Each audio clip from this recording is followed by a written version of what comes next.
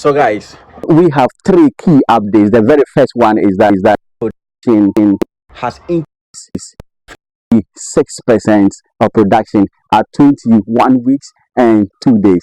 This is a really, really huge progress in our production so far. It is so exciting because a few days ago we suffered huge casualties in the number of birds we lost. We lost up to 13 birds. So we started trying medications and also some environmental cleanliness and environmental practices to ensure we improve the ventilation and also improve their immunity. So we cleared the some of the hedge plants along, and then we went into giving them multivitamins, and later we gave them liver 200 as the first test of the disease that is in them, because my consultant and I suspected that the women we didn't succeed because we had to truncate it, and then having these casualties, and then now having these birds reducing in their production a little from 46 to 45 for 2 days, and then now coming back to 40 to 52, 53, and now 56. It means that something really, really good is happening on our farm, and we are grateful. We are not yet too certain as to whether the deworming has completely erased all the chances of any sicknesses in them. So we are still monitoring them. We gave them 3 consecutive days of multivitamins after the deworming. It is today that they are free. So the production increasing to 56% is a huge celebration. But then I'm asking you, when do you think our birds will increase the production to 80%? We are 21 weeks and 56. So do you think by 24th week we will reach 80, or will we hit 90%? The other update is that unfortunately, our bears have been picking on our body. They pick on your ear, they pick on your cheek, they pick on your eye. It has been so serious that they nearly injured my colleague Mabiba so much that we have to look for goggles for her. So now, I don't know if you saw her face when she came near. She uses the goggles when she's picking the eggs, and for me, I try to find ways and means to manage in order they are not able to get to my face to pick. But as for the legs, as for the toes, as for the fingers, they just pick it, and sometimes it is so irritating.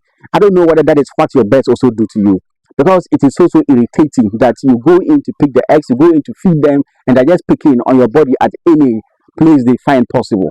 So it is so irritating. It's so irritating. I don't know what we can do about it.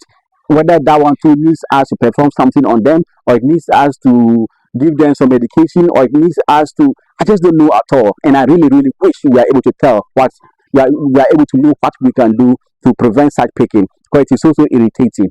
So irritating. So it even makes my case not to want to enter into the chicken house, because they step on them. Let's say they step on you, they pick on you, and they even fly and they settle on your head, settle on your.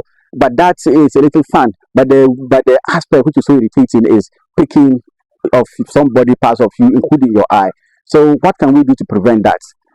What can we do to prevent that? The third and very important update that has to come to you is that peace has finally returned to myself and my neighbor. Actually and apparently there have been misunderstanding about what anyone's motives have been. So what happened was that there was somebody who heard that there was disagreement between us, and the person went to complain, or to lay a complaint, or to report to the chief of our community, Sanaro Puku. So the chief invited us to listen to us, and then he concluded that no, based on what he has heard and based on what has happened or has been happening in our community, in our neighborhood, we have been living so well until recently when this issue started. And per what he has heard, he believes that, per his understanding, my neighbor is a good person. My neighbor is somebody with a good heart. That is the reason why he will openly talk about the project the way he does, so that if there is anything to correct, there is anything to prevent in future, we are able to do that.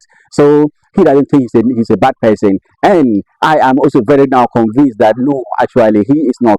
it is the misunderstanding that led to all of that, simply because if we had just sat down to talk about it, we would have understood each other. After all, that we have been living in this community for quite a long time now. We have been interacting and doing almost everything together. For which reason, there is no reason to think that my neighbor will want to hurt my best.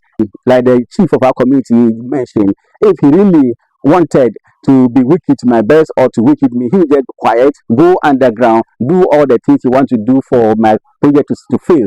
So that I may not even know. He will see me and smile to me and greet me. I'll think that, oh, he sympathized, not knowing something underground went on. But then, because he's a good person, how can you come out openly to suggest things to improve whilst you are underground, and also do something bad? No. So there may be some people who may not like the project, but they will not come out. So somebody who comes out to complain that way means the person is a good person. So I really, really understood. He is my father, and he is all our father. He is my father, for which reason I understood his wisdom. For which reason, since we return, we have been cool, and we have been smiling to each other. We have sat together to discuss one or two things, just as we used to do before now. So this really is an interesting update, which I should have even brought first, but then bringing it last is still not bad, because it is an exciting point that once there is need for development in the local area and in our individual lives, there's no need for us to disagree over petty stuff like that. And I believe that I should have gone to him, or if he also had come to me, they would just talk one on one, and then this matter would have resolved. But then through third parties, it really didn't send good communication to all of us. So those of you who have been involved in trying to solve this matter, it has been solved, and we thank you so much for getting yourself involved. And all those who may have heard or seen things that are unpalatable to you, we apologize, and I personally apologize to anyone who was affected by this. So peace has finally come. We are cool. Our families and everything, we continue to live peacefully as we used to live. And our neighbors, in particular, my neighbor to the east, he has been very instrumental. An old person, an opinion leader, and an affair. He has tried his best to ensure that this peace that has come really comes, and we are working to ensure that it continues to last in this community of ours. There are 3 or 4 houses which are very close to each other, and everything we do it together. And once this peace has returned, we are hoping that everything is in the past. And for which reason, my neighbor, feel free. I don't have anything in heart, and whatever that happens is the result of misunderstanding. And I wish that we leave everything behind us. Those of you who are fighting on our sides now don't have any sides. All of us are on one side. So let's continue to fight poverty. Let's continue to fight for our projects. Let's continue to succeed together so that we can grow as a community. We can grow as individuals. So thank you so much for watching. I have brought you 3 updates. The first is a huge production increase of 56%. The second is the picking of our eyes by our birds, and we using these goggles to try to protect ourselves. And the last one is a very happy ending, which is that we have smoking our peace pipe, and we are working together now to ensure that we continue living peacefully together. That is what has happened so far. Thank you, and bye for now.